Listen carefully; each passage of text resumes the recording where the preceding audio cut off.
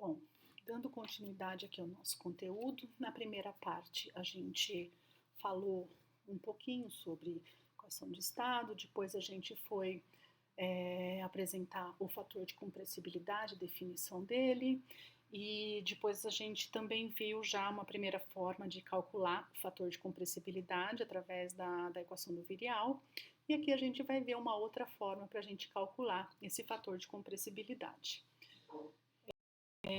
Bom, primeira coisa que a gente vai ter que verificar aqui, tá? O que acontece? A gente sabe que, na verdade, cada substância, ela se conforma de formas diferentes, específica, né? Para cada temperatura e para cada pressão. E o que a gente sabe, né? Que foi observado, né? Através de dados experimentais, que fatores de compressibilidade para diferentes fluidos, eles vão apresentar comportamento muito parecido quando eles estiverem correlacionados como uma função da temperatura reduzida e da pressão reduzida. O que vai ser essa temperatura reduzida e essa pressão reduzida? Eu vou pegar, o que é a temperatura reduzida? Vai ser a minha temperatura dividido pela temperatura crítica. E o que é a pressão reduzida? É a pressão dividido pela pressão crítica, tá? Ou seja, o que a gente está fazendo aqui, tá? A gente está normalizando, né, a nossa temperatura e a nossa pressão com relação às temperaturas e pressões críticas.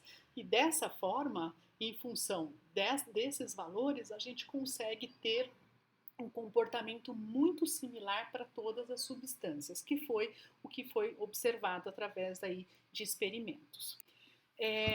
Bom, estas coordenadas, né, da forma, né, que eu expliquei anteriormente, adimensionais, ou seja, né, da pressão reduzida, temperatura reduzida, fornecem aí a base para o que se chama de teorema dos estados correspondentes. O que é o teorema? O que é esse teorema?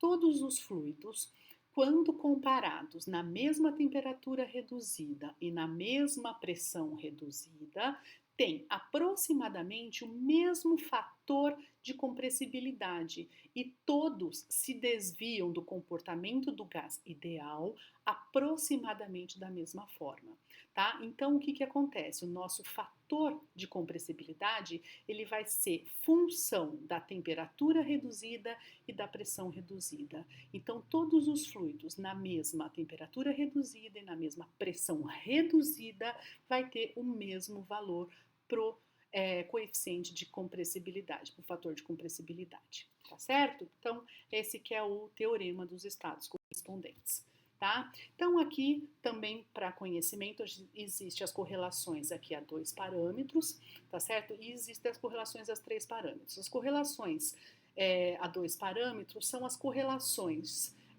dos estados correspondentes para o fator de compressibilidade, baseadas nesse teorema, são chamadas de correlações aos 2 parâmetros, por requer o uso de, que são os parâmetros, são 2 parâmetros, né, correlações aos 2 parâmetros, temperatura reduzida e pressão reduzida, né, e as correlações a 3 parâmetros, aí a gente tem uma melhora, porque aí a gente introduz um outro parâmetro que é característico da estrutura molecular, que é o ômega, que é o fator acêntrico de Pitzer. Então, a gente tem esses dois tipos de correlações que a gente fala, certo? Então, primeiro aqui a gente vai trabalhar com a correlação a 2 parâmetros, tá certo?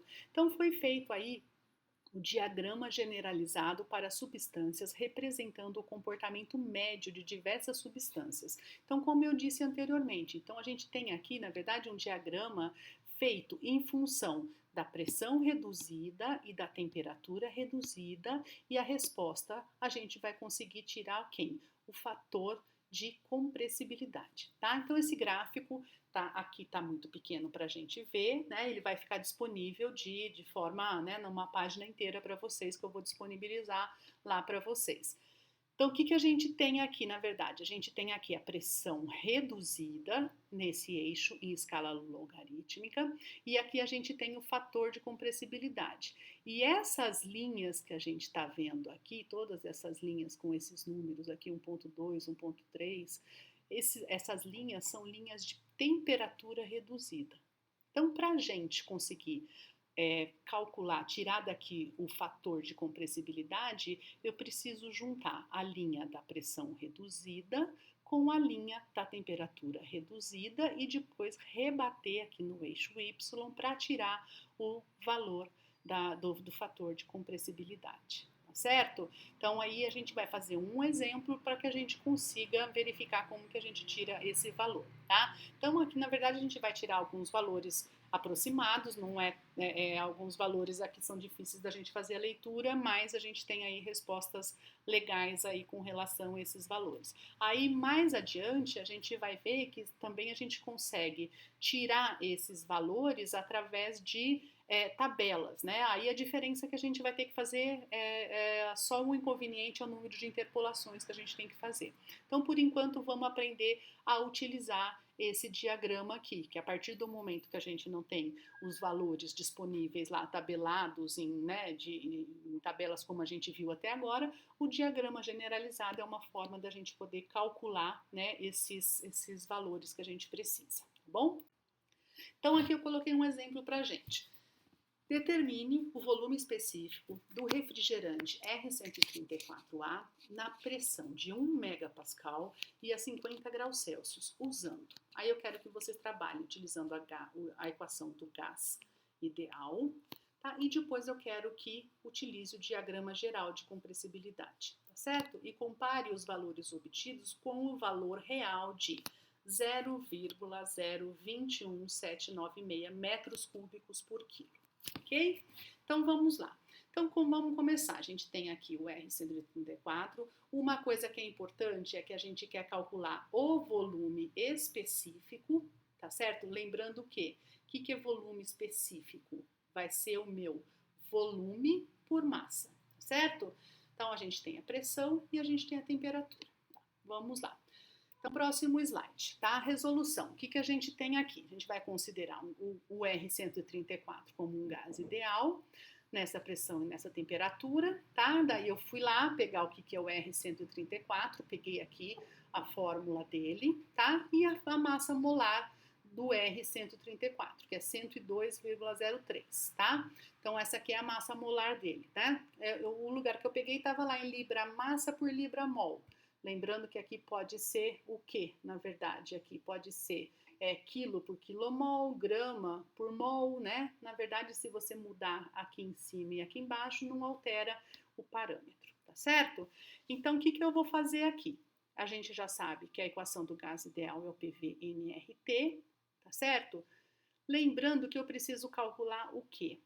Eu preciso calcular meu volume específico, tá certo? Então, no lugar do número de mol, eu vou escrever, o que a gente sabe que é número de mol? Número de mol é massa por massa molar, tá certo? Então, aí, eu substituindo massa por massa molar no lugar do número de mol, eu vou pegar essa massa, vou dividir pelo volume, tá certo? Aqui eu já tenho, então, que é volume por massa, tá certo? Metro cúbico por quilo, já vai aparecer para mim aqui o volume específico que a gente precisa, tá certo? E deixei a minha massa molar aqui, tá? Então, aqui, se eu deixar ficar o meu, posso colocar aqui o meu R, vou lá e pego o R pela constante universal, tá certo? Ou então eu posso pegar o R do gás, aí tanto faz também, tem que pegar o R específico para ele, tá certo? Eu optei, como eu tenho a massa molar aqui, eu fui lá, fui achar peguei um R que me achei mais interessante, né? Usei a massa molar e fiz os meus cálculos. Então, aqui, o que eu fiz, né? Deixei aqui o meu V, né? Vou isolar o meu V, vai ficar quem? RT sobre massa molar vezes a pressão, tá?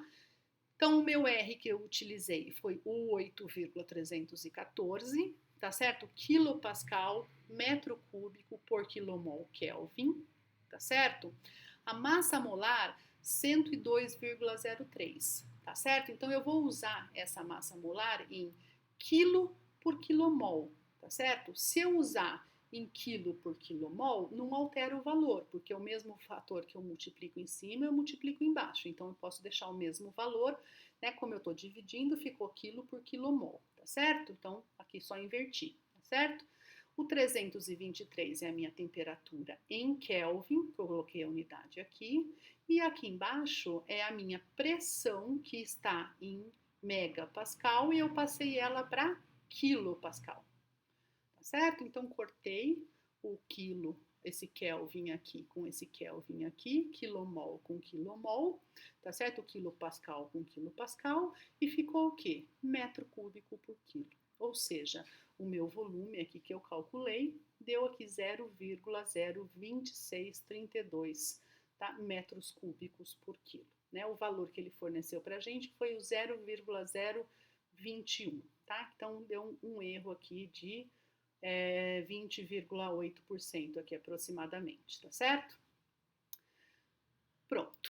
Aí agora o que a gente vai fazer aqui, né? O diagrama de compressibilidade. Agora eu vou utilizar, fiz lá pelo gás ideal e vou utilizar o diagrama de compressibilidade, tá? 1 megapascal, 50 graus Celsius, né? Voltando então, agora aqui eu resolvi fazer pelo R do gás agora, tá? Então eu fui lá na tabela, peguei a pressão, né? Se eu vou usar o diagrama de compressibilidade, eu preciso pegar pressão crítica, preciso pegar temperatura crítica, porque se eu vou usar o diagrama de compressibilidade, eu vou precisar da pressão reduzida e vou precisar da temperatura reduzida, tá? Para calcular esses dois parâmetros, eu preciso de pressão crítica e de temperatura crítica, ok? Então, aqui eu fui só desenvolvendo a equação do jeito que eu fiz anteriormente, que eu quero o meu volume específico, tá certo? Então, aqui, só para ficar diferente do anterior, eu deixei aqui como esse R dividido pela massa molar, eu chamei isso aqui do meu R do gás, tá? Então, aí eu fui lá na tabela e peguei o R do R134A, específico dele, certo? Só serve para esse gás, ok?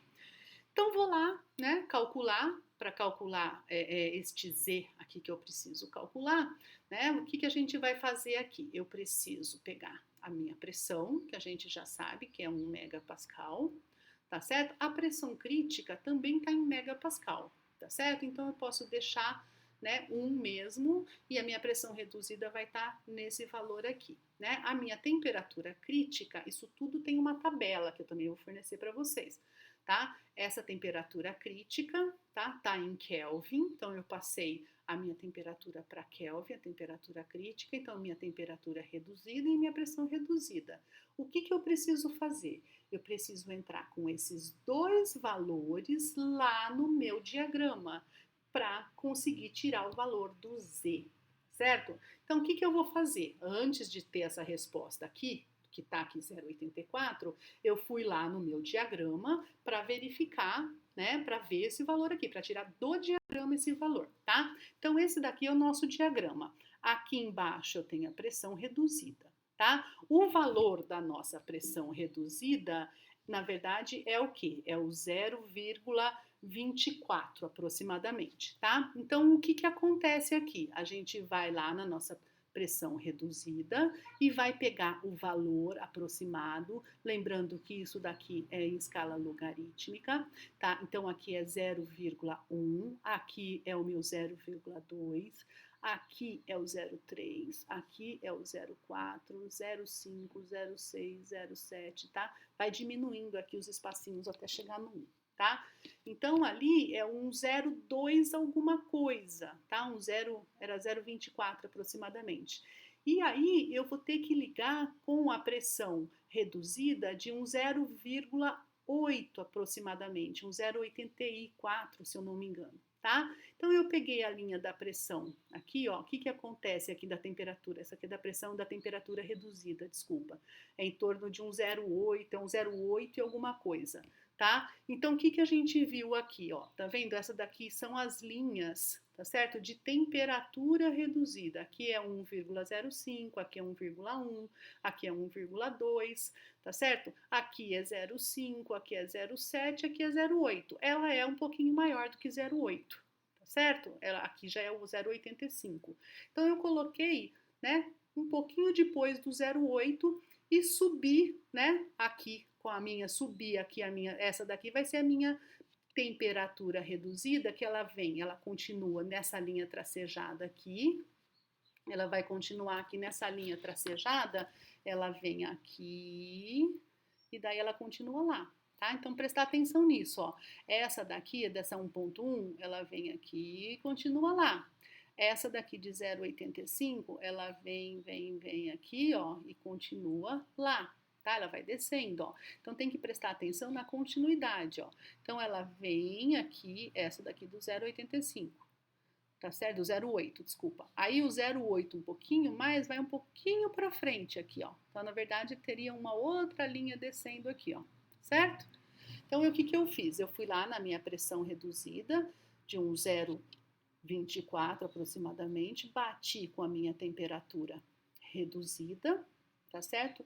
E daqui eu rebato para ler o meu Z, tá? Que deu aqui em torno de um 0,84, aproximadamente, que foi o valor que eu coloquei lá para vocês.